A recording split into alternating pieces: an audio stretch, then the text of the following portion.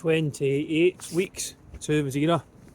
We're getting close to the halfway point, the 26-week point, and it's still winter, it's still cold, we're still got hats and snoods and I'm sniffing, and yeah, we're just about to enter the switch from daylight savings time. We're about to enter the switch from the winter season to the summer season. I'm about to switch jobs within the rotation that I'm doing here in Norwich, because that's a 6-month rotation and I've completed the first 6 months, and there's a sense of impending summer in the air, and it's really important to evaluate halfway through the year and say, right, well, I've only got one more of these time blocks still to go, and if there's any major readjustments, it really should be around now. So this week I'm going to be talking about re-evaluating the future and seeing my performance within the context of my whole lifespan. I've got a Discus update from tonight, and a bit more about what the programming is going to be like and the different things I'm trying to work on. So first of all, I've had a lot of time to reevaluate over the last couple of weeks. Some difficult transitions that I'm going through at the moment in terms of professional and personal and relationship, and it's a really good question to ask. What do I hope that in the future I'll look back on this time, and will I look back with fondness or with disappointment or anger or frustration or just sheer gratitude? But what would I hope that I'd be doing now in the future? And you can't focus these things too much, but it's worthwhile having that long-term perspective. A really helpful exercise would be to actually look back on my younger self, maybe 12 years ago in the middle of university, and say, right, what advice would I give to my younger self that was training at university level? And at that point I thought I had a good balance actually of training once a week and doing a couple of competitions all through the university system. Obviously there was an option to train more if you really wanted to, but that was sufficient for me, and it was enough to give me some of that adrenaline and dopamine and a bit of weekly discipline. And I was doing a lot of other stuff, and it was just a totally different part of my brain that I was using. It gave my life real balance, and I put in some good performances as well. And even this 5 metres 3 centimetre long jump personal best dates back from that time that I'm now kind of revisiting. I think the advice I'd give myself would be to not underestimate the accumulation of weekly discipline that you can actually really achieve quite a lot with just consistency, but there not being a lot behind it otherwise. That you don't lose what you put in from one week to the next, that it does accumulate. I think I'd be putting a lot more emphasis on sleep and not stressing as much, and almost getting a good overall balance to my life and allowing that my natural health to push me forward, and perhaps even when exams finished in the summer to invest a bit more in the running in the summer, because I had more time back then. And I think I wouldn't have limited myself quite so much. There's a lot of talk about limiting beliefs, and I think some of that can be a wee bit trite, where you're really saying, actually, all I need to do is change my mindset and suddenly everything's achievable. And I don't think that's true, and I think there's a lot of people that believe they can achieve more than they actually can, not so much in a linear fashion, but I think I can spin about 10 plates and actually I can't. My life starts to fall apart, and I don't think that any amount of belief can actually overcome physiology. But I think in a linear fashion, if you were to say, actually, if I really put my mind to it and focused on this one thing, I think we often do have what would be, technically speaking, a limiting belief, a belief that stops you actually going so far. And I remember the coach at the time saying, actually, if you trained, you could go far. And again, it had a slightly more negative connotation, like, well, if you turned up for training more. But there you go. That was his way of saying it. And I think the advice I'd give to myself would be to push myself.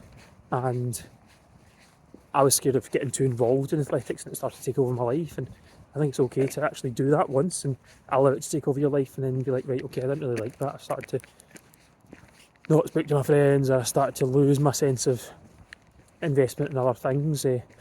But it's possible that I could have invested in it more without realising. So, by virtue of that, I should really give that advice to myself just now. Don't have limiting beliefs. Allow it to really be an area of major investment for me, and then I can always recalibrate if after a month of focusing too much I say, actually, that's there's other things I want to focus on. I absolutely need to be thinking about managing stress, and I think managing stress is about deciding what you can and can't take on and deal with, and being able to set boundaries and protect yourself. And I really need to think about how I do that in my work. As I mentioned last time, it's just been really stressful, and technically speaking, I've had it within my capability for it not to be stressful, and that needs a recalibration. So that's the first part of my diary tonight. Second part is a discus update. So apart from the fact I've never run a competitive middle distance race, I'm going to sneeze here. I'm actually quite cold. It's cold. Technically speaking, I've done all the disciplines of the decathlon in training, at least. The last two to do are the javelin and sorry, I get really cold now. The javelin and the discus, and so the discus was one I really had to go and tick off, and it's just a complete unknown. I didn't know if it was going to be good or bad or indifferent. So coach was really approachable. I kind of talked to the coaching team on Tuesday and booked in for today, and there wasn't too many people throwing. And it was just quite positive. There are kind of drills and stuff that you can do, but he was eager just for my first session, just get in the ring and just rip out some throws, and that was actually the best thing.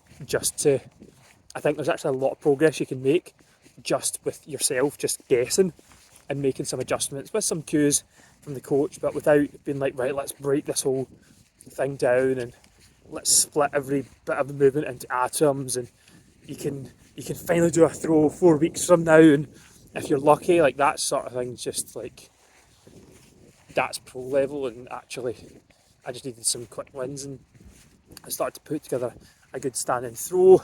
I was throwing consistently to about 20 metres, and in the end, my very final one, I managed to rip a 25 metre throw. So, and that's again, that's been like with the high jump, like with the long jump, like with the pole vault, not going all out in terms of my strength. It's been, let's just try and do this technically good, get it right on the board, get the right shapes. I feel like I've got more in reserve, but I can't apply that force well enough. So quite positive. I'm going to do another one of those before the end of April, and his coaching style was just really good. It was just really positive. And when I'm repping out some fouls and slamming the disc into the netting and stuff like that, he's kind of like, it's the monkey brain, and it's really hard to get your mind into that, and almost kind of like jovially. It was just a really good environment, very low key. So I'm looking forward to doing that again. It was really nice to be able to go to the gym and lift some heavy weights today. Well, not too heavy actually, because I'm still quite depleted. but lift some heavy weights and be able to go to the track in the evening and still be able to perform at a high level, because it was just a really technical session. This is really, really dark here. These video diaries are really turning into like a flipping horror movie. This is exactly the sort of place where people get mugged. So that was Discus. And yeah, overall I think combined events we've got the ability to do it. I think we've got the ability to do decathlon, which technically speaking, that was the goal of the first 3 months, was just to try all the heptathlon events to say, could I do a heptathlon? And at the end of that, it was like, there's more than enough here to go and try and do an indoor heptathlon. I think it is a good kind of side quest to work out. Does that transfer into the decathlon as well? Because it could be that you could do one quite easily and the other would be a bit of a stretch. And this leads me into my third subsection of the diary. The programming for the next few weeks, really quite tricky. Obviously, I've said I'm going to be focusing equally on combined events and sprints. So I will be competing in sprints. I've got 4 competitions potentially coming up where I'm not going to do the full 5-day extravaganza that was Sunday. I'm going to do some 100s and 200s. I'm going to pick up another pole vault competition, another long jump competition, and another shot put competition, and see if I can get my indoor score up with those. But that's not the main focus. The main focus is to, quote, make the team. So the NCAA Division 3 roster standard for any event, this goal is to be good enough to make an American university athletics team. And I think based off of my hurdles performance at the weekend, that's probably not going to be an option. I think I've got potential there, but I don't think within the next 6 weeks am I going to kind of make it as a hurdler to that kind of more basic level. So a list of allies grows thin, and like I said, we can't really use the multi-event unless it was to be a decathlon score, which again, I've not done decathlon in competition, but theoretically speaking, if I'd done like a 400 and a discus and a javelin and got good scores and that all racked up to 4,000 points, then I could say I've made a team there, because that's a standard. But really, I think I'm looking at the 200 metre standard 24 seconds, which I have run for. My indoor time was obviously 25.3 seconds, and that wasn't on a great day, and I was in the middle of some heavy lifting, so who knows. I've done 3 or 4 sprint sessions. I've got another 4 or 5 still to go. There's a meeting in Watford on the 31st of April, which is possibly my last chance to make one of those marks, and we're literally talking like a 100 metre sprint. It has to be like 11.4 seconds, like an out and out PB on that day, so really I don't want to take it to that point. I think I'm more chance with the 200 really. And yeah, that's bringing us up to speed. So obviously I've got other things to be thinking about here. I've got a lot to kind of balance with work and life and diet and sleeping things, and yeah, in previous years I found it difficult to find a way through with all these things, and I really think the decathlon, I was sharing this with a close friend last night, the decathlon's really given me this new perspective on my life, where I need to be turning up for each of them. I need to be focusing on the different events. I can emphasise some at different points, I can emphasise others at others, I can have my strengths and weaknesses, but I don't need to be amazing at any of them, and I can trust that just little incremental improvements across the board will lead to major improvements in terms of performance. And I need to believe that's true in terms of my work and my sleep and my relationships and just different aspects of like nutrition and supplementation. Just trust that each of these little things are doing the bit, and that just little things like trying to do a bit less YouTube or trying to have better mental health, that it will all come together. So onwards and upwards, we're sticking to the vision, and yeah, Madiera are coming for you.